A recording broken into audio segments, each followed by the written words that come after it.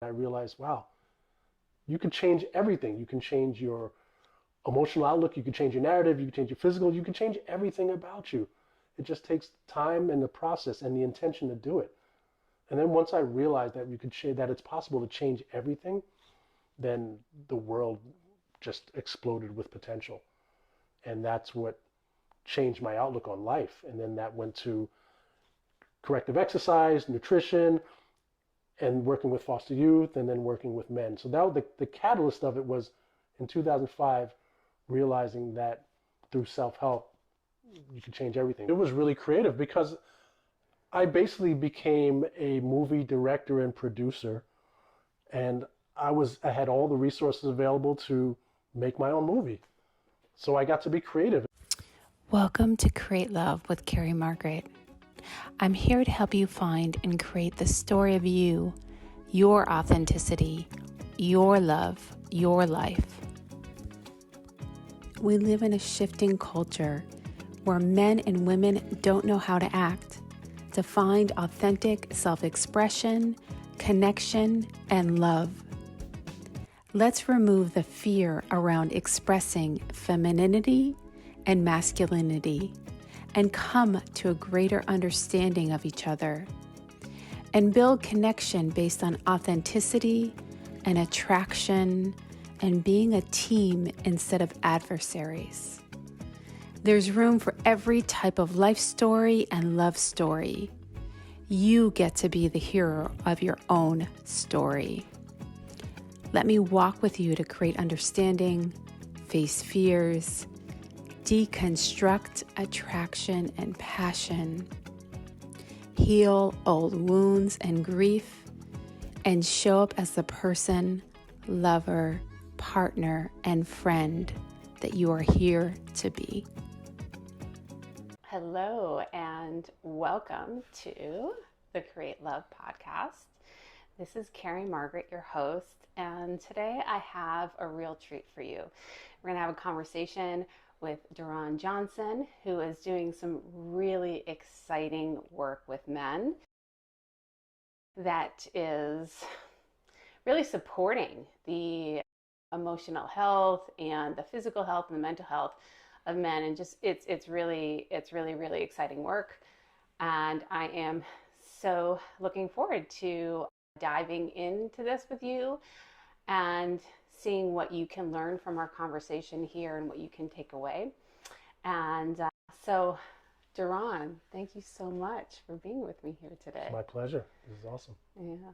And so, why don't you tell me a little bit about how you got into personal development and, how you got into men's work? Yeah, it's a long road to how I got into men's work, but what I'll do is I'll give you the milestones, and then maybe if you want to talk about, maybe get a little deeper into a specific segment. But it started off with me being a child who didn't have friends, got picked on. It was kind of a solitary childhood with not a lot of friends. So that was the initial spark for me to, what it did is provided the environment for me to really be introspective and thinking about how I think about things. So from an early age, I was really shy, but that shyness, it equated to introspection. So as a shy kid, while everybody was outside and playing sports, and I did a little of that, but mostly I was inside playing with computers and trying to create a virus to destroy the world, and so only the nerds would be left. So I got into computers at an early age. So I was shy, not a lot of friends, into computers. That took me into a career of software engineering. Now, throughout this time, I said, I realized that, the people on TV and the people in the world who seem to be the most, they seem to be the most confident. They had women around them. It was the superheroes and the action heroes on TV, the Schwarzeneggers and the Stallones and the Supermans.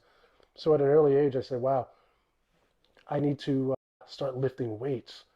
So I lifted weights as a teenager. Nothing happened. And High school, nothing was happening, still a skinny kid. And then college, nothing was happening, still spending all this time lifting weights and nothing was happening. It was really frustrating.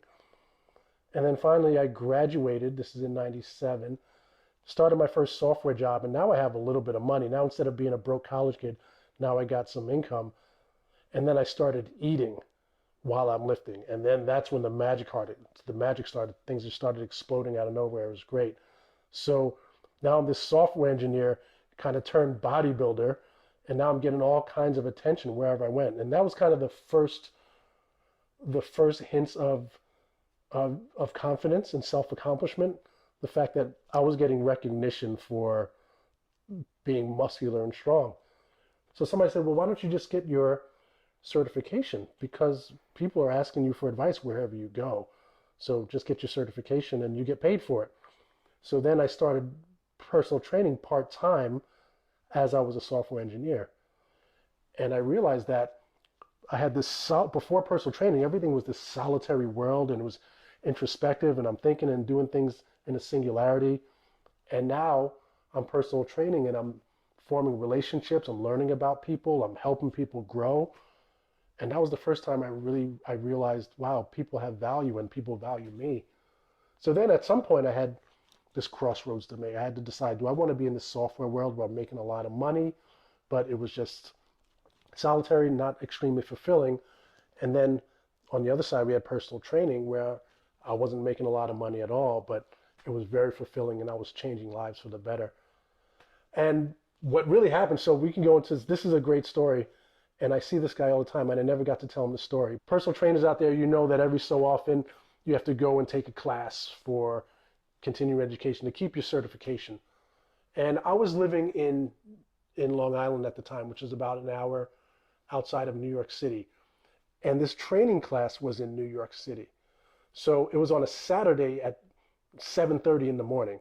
So that means Friday night, after a night of partying and drinking and doing all that stuff that I don't do now, I had to wake up at 4 in the morning, take a train, take a subway, take a bus, all the way to New York City. So now we got there, and there's 15 other trainers that are just like me.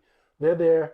They just want to, they just want to get this thing done. They got their heads down. They're hungover, and they're just like me. And we're just kind of waiting just to take this class, just to check the box.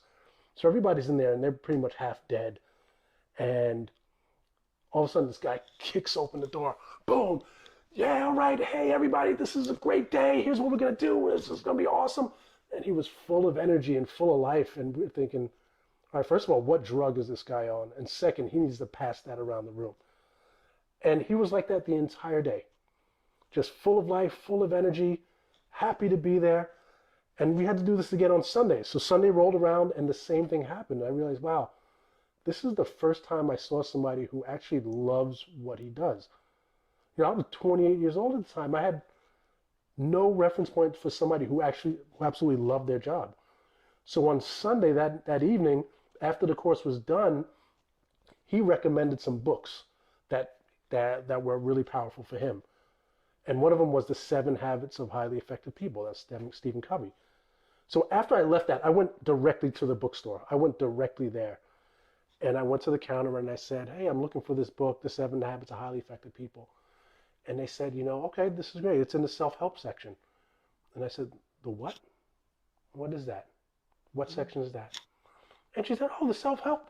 Let me show you where it is. And she brings me to this bookshelf and there's lights all over it and gold and confetti. It was just this amazing section of the bookstore. And that was the first time I got introduced to self-help. That was in 2005. And I read that book cover to cover in a day and I realized, wow, you can change everything. You can change your emotional outlook. You can change your narrative. You can change your physical. You can change everything about you.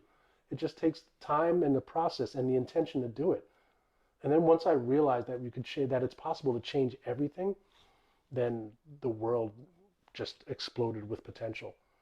And that's what changed my outlook on life. And then that went to corrective exercise, nutrition, and working with foster youth, and then working with men. So that was the catalyst of it was in 2005, realizing that through self-help, you could change everything, because I never saw that in my house. I never saw self-help or anybody talking about improvement or growth. That was never there. So this is the first time I saw that at that age, and it was world changing. That's really beautiful. What I love about that story in particular, too, is that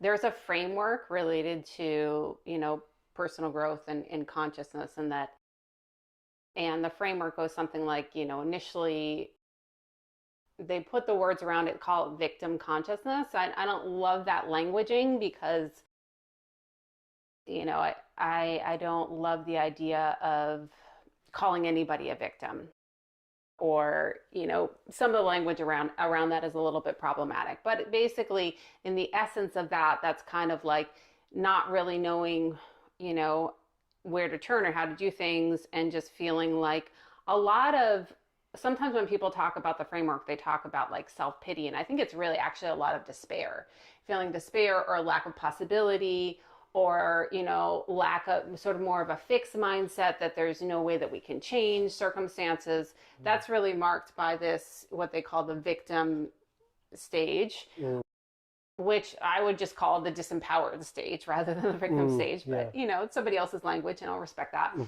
So, and I really respect that, because it allowed me to bring this into life. And then the second stage is personal development, and it's when we start to realize, we can change things. And a lot of times that's really marked by this consciousness of, there are things that I need to fix. It's very frequent that people get into personal development and there's this fixing mode, right? Fixing mode. There's always something to fix, always something to fix. And then the next stage beyond that is when people step into sort of creative potential, and they're thinking about, what do I actually want to create? There's nothing I need to fix. We're all whole. We're all whole every stage, from the stage of the disempowered all the way to the creator stage. We're all whole. It's just that, is there a different way that I can live? And what I love about what you just shared about this mindset and this story that's very powerful is that it's actually the first time I've heard somebody talk about self-help and personal development in this way. So it's really unique to your story. Is what I heard you say is that it was like an explosion of possibility. So it's almost like you went right into the stage of this help personal development that is already in the creative stage, because the creative stage is about possibility. Yeah, and you're right. It was really creative, because I basically became a movie director and producer, and I had all the resources available to make my own movie. So I got to be creative, and that's what I did. I remember the Mr. Potato Head dolls, and you put the arms here. I remember, and I think I still have this journal entry, I made a composite of who I wanted to be, from an emotional standpoint, from a physical, from a sexual standpoint. I wrote it, I didn't draw that, but it was all written down. Here's who I want to be emotionally and financially. So I created this composite, and that was the movie ending. And then I had to figure out how to create the details to get to that ending.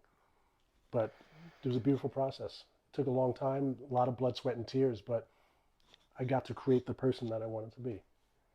And it was the fact that the self-help was the reference to allow me to say, they say, okay, this is what is possible. It's kind of like the first person who ran the 4-minute mile.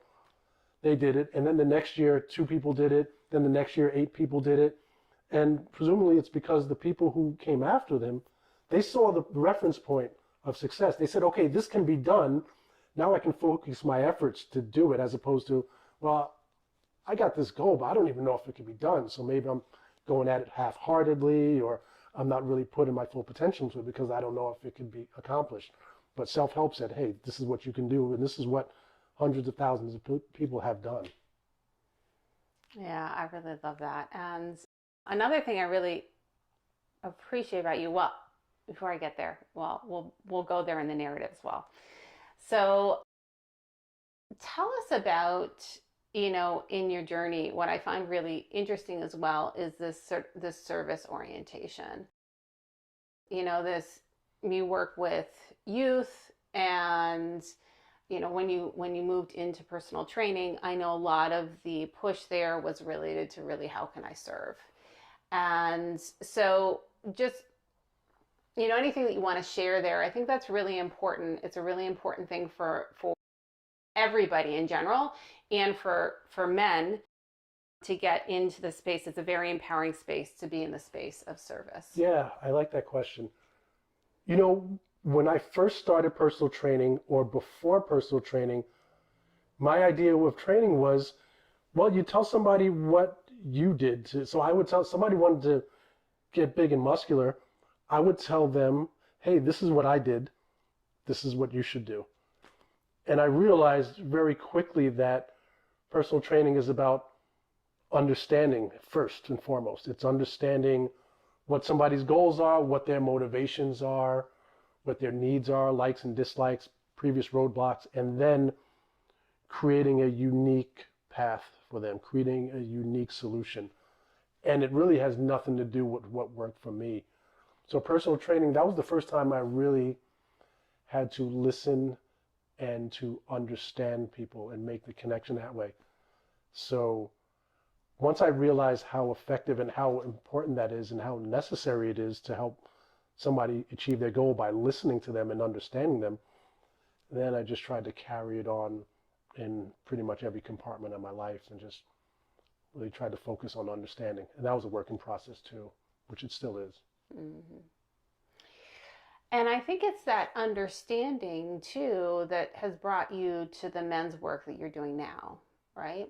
And that's what I heard you, tell us about that. Tell us about this need that you saw. Okay, I'll tell you, the real reason how I got into the men's work was because I started increasing my confidence and capability in terms of understanding people and connecting with people. Then I realized my dating life turned into a fun playground as opposed to a destitute desert. So I started making much more positive and symbiotic relationships with women. And as I entered this realm, I heard and saw more and more that a lot of women were complaining about, hey, this guy did this, and man, it's hard to find a man who's doing this. And I was hearing more from the women that the men were struggling than the men themselves. A lot of times when men get together, a lot of times we don't, especially when I was younger, we never talked about our weaknesses or the parts where we're struggling or where we screwed up. So we don't really hear it much from the men. Even today, I don't hear a lot from men about where they're struggling, but I heard it from the women a tremendous amount. It was more and more women who were talking about the things that maybe men could be a little more cognizant of or thinking about more or implementing more. Not that they're saying that we women are all perfect and the men are just the ones who are screwing up. It wasn't that, but it's just, hey, I went on a date with this guy and here's what he probably could have done that might have helped the situation. So as I compiled more and more of those stories and anecdotes, that's when I realized that, let me have conversations with men and see where they're at and try and direct my focus to working with them. That was the real genesis of it. Because before that, I was working with everybody. Whether it was training, nutrition, corrective exercise, I was working with men and women. But once I got into the dating sphere and I started connecting with more women, that's when I realized that a lot of men could use some guidance and have some conversations about this. Well, that's kind of a fun way to get into that. That I'm a love person, so Carrie loves love and romance and all the things. Yeah. So what's really interesting about what you're doing there, that, tell us a little bit about that, because using this approach of, so you got this fun way in to learn about the world of men through women, and then, decided to go out in the world and, take this on as in service. And one of the things that was really interesting that I heard you talk about is really sort of the underlying philosophy of what you're doing with the men's work. I find it really fascinating. I'd love to hear it from you, and then I can comment a little bit more about it. Sure. But you're going to love this, yeah. Sure. So what I'm realizing when talking with most of the women, I get stories upon stories, and what I try to do is collate the common parts of all the stories and then see where to prioritize. And what I'm seeing the most, so this is something I've seen with women telling me about men, but also talking to men and being in the internet and on YouTube and such, we're realizing that a lot of men are not showing up in an authentic place, which means that they are relying on tactics and techniques, and they bring that in their interactions with the women. And a lot of times those tactics and techniques, they came from an external source. So they're from a dating coach or a video they saw on YouTube or something that their friend told them, hey, this is what you should do on a date. So everything they were doing was from an external origin. And for authenticity, the goal is, well, what am I feeling? And let me create some tactics let me show up in the way that resonates with me. But that authenticity, somebody just can't show up with authenticity that they never had because because they don't have awareness. So before the authenticity stage, we go into this awareness where we learn about ourselves, we learn about our motivations, what external influences may have pushed us away from our authenticity. It might be religion, it might be culture, it might be our parents. So when we can generate awareness, then we can start understanding where our motivations come from. But we can't, and sometimes that awareness phase is very messy and dark. So a lot of times we can't just jump into the awareness phase because we have a lot of blockages. So before the awareness phase, we have this acceptance, and this is where we're accepting responsibility for where we are, not the blame. So maybe something my dad did caused me to be this way, and he's the cause of that, but I'm responsible for moving forward and creating the life that I want. So the acceptance phase is really just where we're making this implicit contract with ourselves and saying, hey, I accept where I am. Nobody else is responsible for my forward path but me. And I'm putting myself in the mind state that I'm going to go into this potentially messy awareness phase. So it's the acceptance of where I am, the acceptance of diving deep into awareness. The awareness is what gives us the insights of what our motivations are, what we like, what we don't like, where we might have been led astray. And then once we have our awareness, then we can jump into authenticity and utilize this newfound information that we have about ourselves. And hopefully I show up in my authentic state and I'll connect with somebody who resonates with me in their authentic state, as opposed to two people wearing masks and then the masks connect, but then at some point the masks come off, and then what do you got? Yeah. So it's authenticity, acceptance, awareness, authenticity. Those are the phases. I love that so much. I remember when we first had a conversation about that, I said to you, there is this new phenomenon in phase, and, with women reconnecting with their own eroticism and sexuality and doing pole dancing. And with pole dancing, a woman is dancing around a pole. So a feminine woman is displaying herself, or for herself, but she is, in this space of the feminine around the masculine pole. Yeah. And for me, it's such a beautiful analogy because it's true. I mean, as a woman, like it having, a man who is in integrity and incongruent, then you can really, really bring out more of your feminine side, and then you have the polarity that makes relationships so yummy, and you're both being your authentic selves. Yeah, and it's hard for a man to be a stable, authentic self when he's unsure of himself. So stability doesn't just come from nowhere.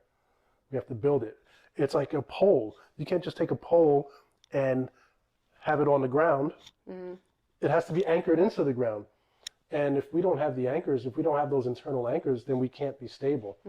And that's what I want to work with. So that awareness allows us to understand what our motivations are, what's been holding us back, and then we can start creating these anchors so we can be stable. But that's the hard part. If we're not authentic, we can't be stable. Because if we're not authentic, that means every situation that shows up, we're a different person. kind of just playing roles, or just role playing, and that's not authenticity. Mm-hmm. Yeah, it's really beautiful stuff. I mean, I think that, you know, a lot of women, whether or not they're actually conscious of this, you know, because there are all these layers of conscious awareness of what drives attraction. But I think that's really kind of like the ultimate aphrodisiac, and something that's very attractive for a woman is a man who's really stable within himself and within his integrity. And I actually, you know, I was reading before today, before we had the chat, from the Gentle Art of Blessing, a piece on integrity that is really beautiful. I'll share so that we can bring it into the conversation. Integrity is a quality of being. It is a holding on to that which you know to be the highest sense of truth and vision at all times, whatever the cost. It is resonating with the deepest fiber of your being, which urges you to peacefully but firmly hold your ground, whatever the supposed prestige of authority or person opposing you, not out of stubbornness, but prompted by the quiet daring of that inner urge in you which says, "This above all, to thy own self be true." And there's another piece, this is actually a pretty long piece, but there's another piece in here that I think is really important to add about integrity, which is it talks about deceiving oneself. So deceiving oneself kills the discernment that is the basis of inspired discretion and worthwhile choice.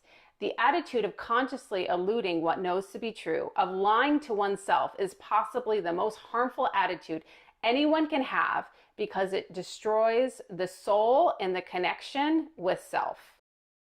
Integrity tolerates no sloppiness of thought, word, or deed. It commands constant alertness on the part of the followers because it gives them everything, even the keys of the kingdom. Integrity is undisturbed, lucid, totally genuine, flawless, unfeebled by doubt. It is sharp, focused, decisive, accurate, precise, and unerring in its direction. But the person who wrote this comes from a spiritual perspective of holding integrity in its highest light.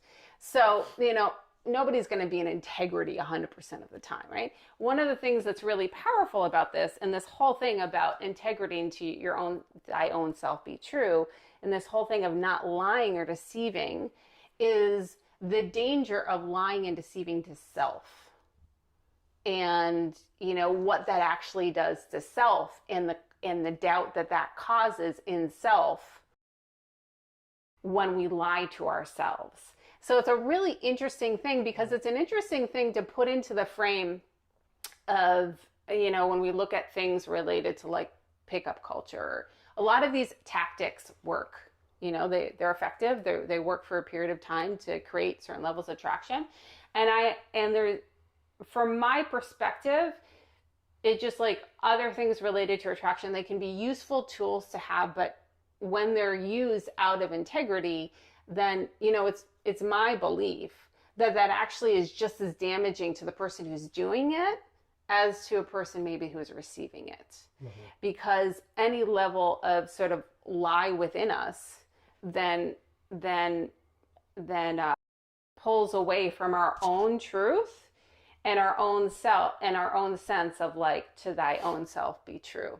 Yeah. And what I find really, really interesting about this work that you're doing, and really powerful, is this idea of allowing men and giving them the permission to pull in and find their own authority.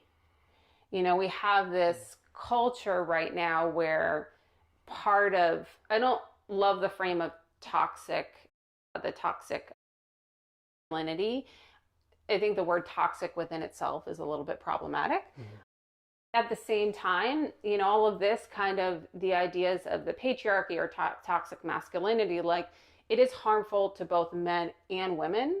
And one of the things that we've seen is sort of like this, like, fallout of men, you know, in my perception, there's some people that talk about like different ways and when men can be lost in the soup of knowing how to respond to all of these things.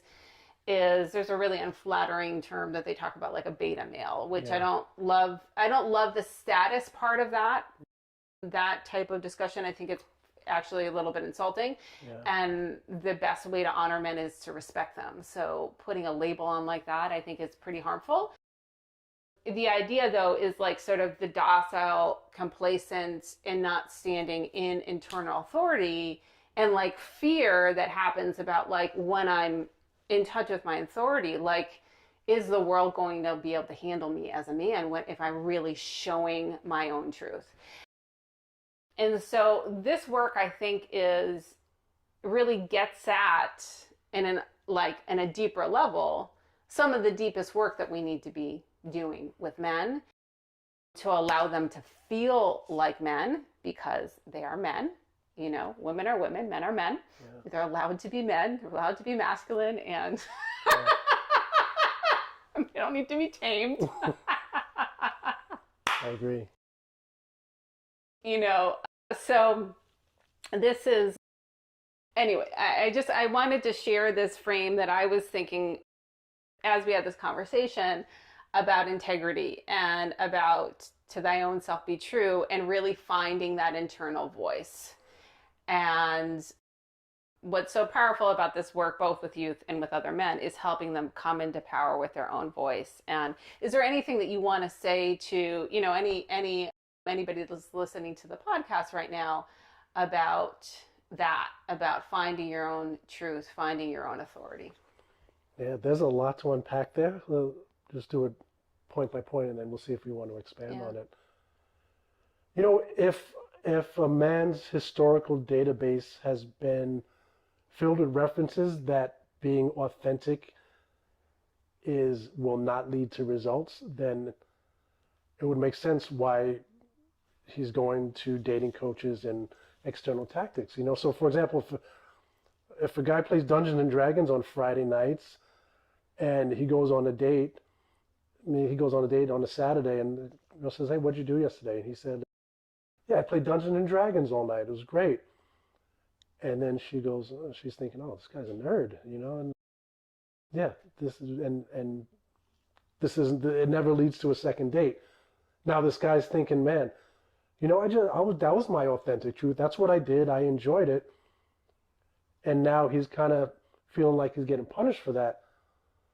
But the part that's the critical part is, what is the narrative in his mind when that happens? Is he saying, "You know what, this woman didn't accept me for my Friday night activities, so I need to change and conform in order to get this woman," which happens a lot?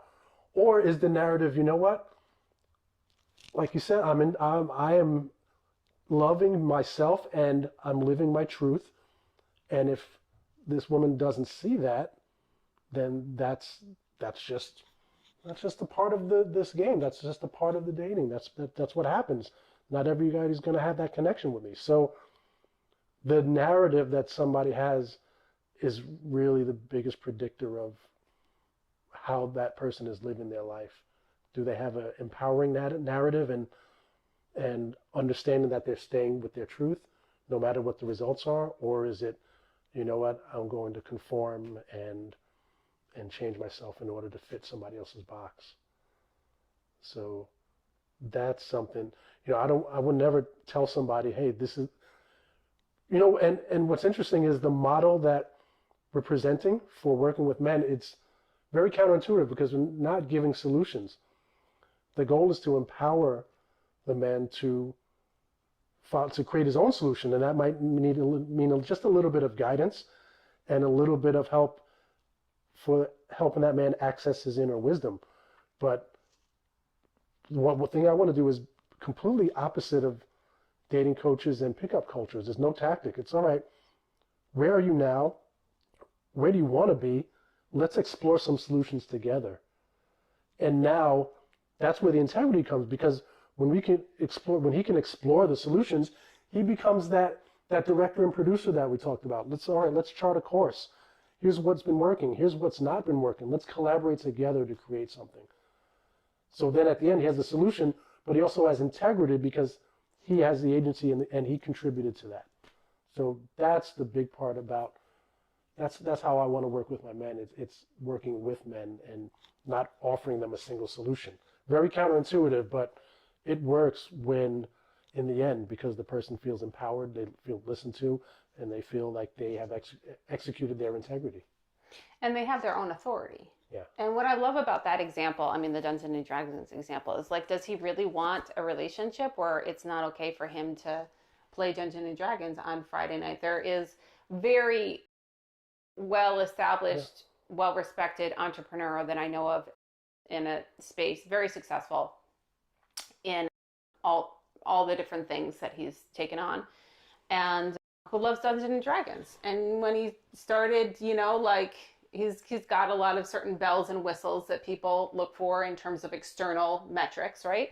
When I noticed as a friend, Facebook friend, I noticed when he, started dating again, he was doing Dungeons and Dragons stuff with the woman that he's dating with, and like just owning it and being confident. Maybe the some of the other pieces started to bring confidence for him to bring over into the things that felt like, oh, I'm less confident in this area. I mean, that's a almost a separate tangent there. At the same time, I was like, wow, that's really cool. He's just really owning this, he's owning all sides of himself and creating a relationship based on all sides of himself. And from what you said earlier, if somebody was on a date and they own the fact that they play Dungeons and Dragons, that would probably be more attractive to you than if he felt like he was ashamed of it. Because now it's a man who's stepping into his own power and he's showing integrity, he's showing stability and strength. Yeah, I mean, I will say something even that, like, I don't know what other people think about this and I don't care. But for me, for example, a man that is comfortable showing his shyness, comfortable showing his doubts, comfortable showing his vulnerability, comfortable showing, like, a lot of the construction with the pickup culture stuff, it's like kind of showing the facade of total confidence. And I actually think that total confidence comes in being able to show things like doubt sometimes. Yeah. I mean, I find that myself, if I'm feeling a little bit doubtful or something, I'm completely transparent in it. It's one of my favorite things about myself, because what you get is what you see. You open Carrie and Carrie's the same cellularly than you're going to see on the outside here. So whatever I'm experiencing, if I'm in a moment of vulnerability, if I'm in a human moment of self-doubt, if I'm in a moment of, I think right before we started the podcast, I was like, this is such a feminine flow podcast, and like, just like put it out there. Whatever I'm experiencing, I'm verbalizing. I actually really love that about myself. And I find that as an ultimate level of confidence and being able to, we're not filmed all the time, but being able to have that level of congruency that whatever happens, I could be on stage, I could be filmed, I could be doing, I could be in a depressive moment or a sad moment or, all of these things that are quote unquote like, the not okay emotions or states or all these things. And we both appreciate being in powerful states. I mean, it's a beautiful thing to be in, a state of joy or, energy coming from the gym, or the example of your, the personal development role model. I mean, we love being around those kind of energetic states. I feel that ultimately with myself, I create that person by integrating all of my parts and being all of my parts. So my part of self-doubt is just as beautiful, and my part with a geeky laugh is just as beautiful as my part of, being in leadership and leading a group, in a moment, or, leading a moment with my children or leading in other ways. They're all powerful states. So I'm a little bit, I would almost feel outside of the box in terms of that, because what I'm looking for is the whole person. And the whole person, like a man that can be in any space, for me, that's the ultimate level of confidence, to be able to move through any of it. Yeah. Yeah. Yeah, and so sometimes it might be hard when a woman says, yeah, I want somebody who's stable, but at the same time I want somebody who's vulnerable. So then that's where we have these conversations. It's okay, so this is what a woman told me. She wants me to be stable, but she wants me to be vulnerable. How do we reconcile that? And that's where the conversation happens. That's where it's important to explore our narratives and see where is it that we're authentic. You know, can you be confident and vulnerable at the same time? A lot of people can't. So, and that's where the term comes, confident vulnerability. So that's challenging as well, because sometimes we don't know when to turn it on and turn it off. So if you come home from work and you're upset and you have a problem and you're vulnerable and you're crying, and I come home from work and the same thing happened to me, that sounds like that's not something you wouldn't want somebody to be crying with you while you're crying about your problem. That's where you would like somebody who is stable and strong. So for men, we typically have to navigate that balance, whereas most men are not looking for a stable, strong woman. That's not on our top list of attributes. When we're looking for women, we're not looking for stability and strength. Whereas a lot of women look for stability, strength, vulnerability, communication, empathy. So it's hard for, especially for us who aren't taught the latter of the skills, how to communicate, how to be vulnerable and being empathetic, because you put a bunch of men in the room, we're sizing each other up. You put a bunch of women in the room, a lot of times they're making connections right off the bat. So it's hard for us to have those hard skills and those soft skills. Yeah, that's a really interesting point. It's really interesting. I love that one with the stability and the strength, and then the women being kind of more in the vulnerable space.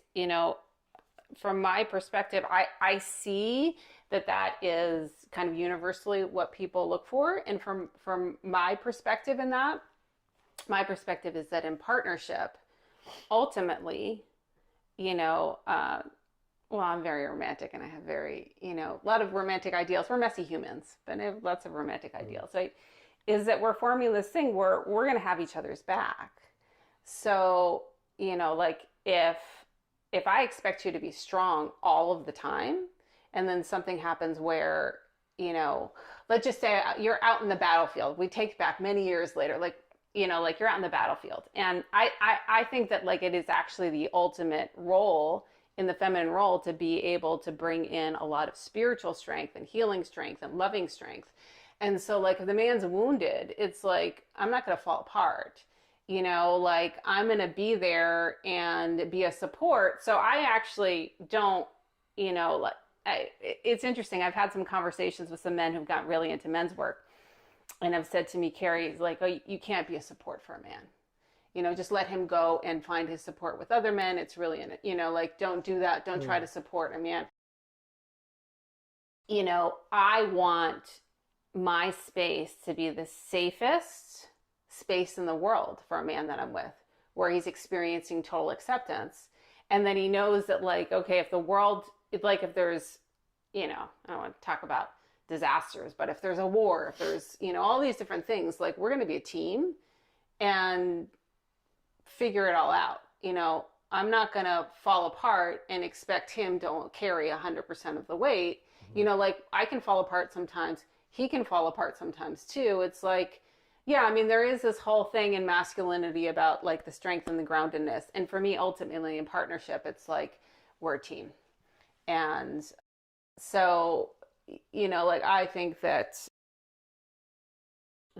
it's just sort of like moving, back and forth. Yeah. I mean, one moment it's going to be one's, usually people aren't necessarily all going through crisis at the same time. Whoever is going through whatever they're going through, then the other person is supportive in the way that they can be supportive. I mean, sometimes with women that's, towards a man, that's like supporting loving touch. It's like if a man's going through something and, that might be more of a time for supporting loving touch. That might be a way to support, a man. So yeah, I could go down these rabbit holes for a very long time. Well, these are the conversations that need to be had. So these are the rabbit holes that we should be going down. Yeah.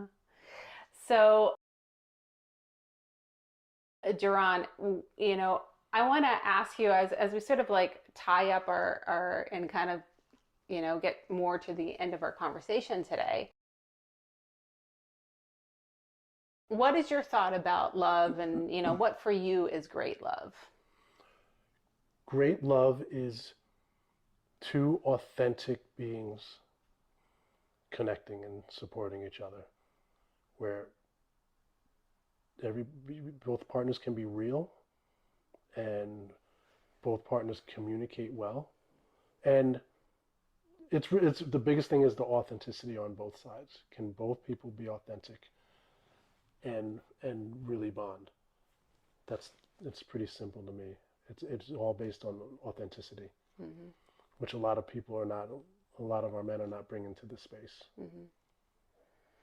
And how can some men that are listening to you, or maybe some sisters of men, or other women that care about men are listening to you, how can they learn more about you, get into your space, and find out about some of this fun work that you're doing, or get in touch with you? Yeah, so my program is called the Maven Mastery Program for men who want to achieve emotional, relational, and physical excellence. And like I said earlier, I hear more from the women that men are struggling as opposed to the men. So if you're a woman and you hear this and you are thinking of some men who could use some support, and maybe just have a conversation, not a dating coach, not a relationship coach, but just somebody who can help them be guided towards their goal, then contact me. And men, if you feel that you would like some support in reaching a goal, and you would like some support and maybe a little bit of guidance in reaching your emotional and physical and relational best, contact me. I'm at the_maven_method. That's on Instagram. And email is themavenmethod@gmail.com. All right. And as we tie up, is there anything else that you want to share with the audience today? Are you feeling pretty complete with? I mean, we could talk for a couple of hours, Yeah. but I feel pretty complete. And to sum it up, just, wow, that's a lot to sum it up. But